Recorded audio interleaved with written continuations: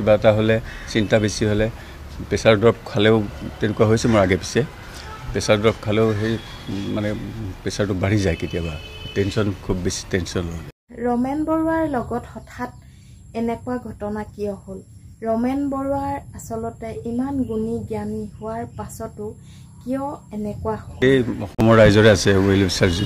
যিসকল আছে সকলোৱে সেইটো এটাই কথাই ভাবি আছে ৰমেন দা ঘূৰি আহক যিহেতু একো সংসূত্ৰ পোৱা নাই এতিয়ালৈকেতো একো সংসূত্ৰ নাই সেইটো চবৰে মনত এটা ভাৱ আহিছে যে ৰমেন দা উভতি আহিব ক'লে এটাই কামনা কৰিছে ৰমেন দা সুশৰীৰে ভালে ভালে হওক সেইটো চবেই আমিও আশা কৰিছোঁ তেনেকুৱাই আশা কৰিছোঁ কাৰণ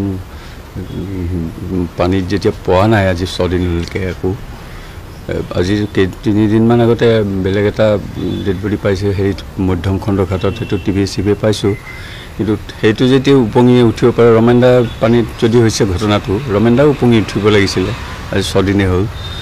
ৰমেন দাৰ ক্ষেত্ৰত কি এনেকুৱা হৈছে ক'ব নোৱাৰোঁ যদি ক'ৰবাত পানীত ক'ৰবাত লাগি ধৰিছে সেইটো মইতো আৰু কোনেও ক'ব নোৱাৰিব ৰমেন বৰুৱা কন্যাই কিয় ইমান ডাঙৰ ভুল কৰিলে ৰমেন বৰুৱাই ইমান অশান্তিৰ মাজত কেনেকৈ জীয়াই আছিল সঁচাকৈ বহুত ডাঙৰ কথা দীপেন বৰুৱাই মুখ খুলিলে আমাৰ সমাজখন যিমানেই যান্ত্ৰিকতাৰ মাজত সোমাই পৰিছে সিমানেই মানুহবোৰৰ মনবোৰ যান্ত্ৰিকতালৈ ৰূপান্তৰিত হৈছে নহ'লেনো আজি ইমান এটা নাম থকাৰ পৰিয়ালৰ মাজত এনেকুৱা ঘটনা ঘটেনে এনেকুৱা অত্যাচাৰী কন্যাই নিজৰ দেউতাককেই চিনি নাপালে নিজৰ দেউতাকক চিনি নোপোৱাৰ বাবে আজি নিজৰ দেউতাকেই ঘৰৰ পৰা ওলাই সন্ধানহীন অৱস্থাত আছে নে জীৱিত ৰূপত আছে নে মৃত হৈ আছে কোনো মুহূৰ্ত নোহোৱা হৈ আছে সেয়েহে দুখৰ বিষয় নহয় জানো আইন প্ৰশাসনো হাৰি গ'ল এতিয়া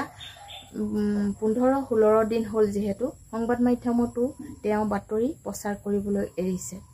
কাৰণ দিন বাগৰি গ'লে মানুহক আচলতে সকলোৱে পাহৰি যোৱা হয় মানুহজন হেৰালে কেইদিনমান ওতঃপ্ৰোতভাৱে জড়িত হৈ আছিল সংবাদ মাধ্যমই হওক যিয়ে নহওক কিন্তু এতিয়া খবৰ ল'বলৈ আহিছে অতিথি গৈছে অতিথি খবৰ লোৱাৰ বাহিৰে আন একো কৰা উপায় নাই সেয়েহে বৰ দুখৰ বিষয়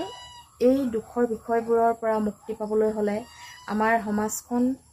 আৰু যথেষ্ট সজাগ হ'ব লাগিব কাৰণ ইমান ভাল এখন ঘৰত এনেকুৱা পৰিৱেশ হৈ এজন ব্যক্তি নাইকিয়া হৈ গৈছে আৰু বাকী সকললৈ আচলতে ক'বলৈ একো ভাষাই নাথাকে সেয়েহে মই মোৰ ফালৰ পৰা এই ভিডিঅ'টোত এই কথাকেইটা ক'লোঁ ভাল লাগিলে লাইক কমেণ্ট আৰু শ্বেয়াৰ কৰিবলৈ নাপাহৰিব ধন্যবাদ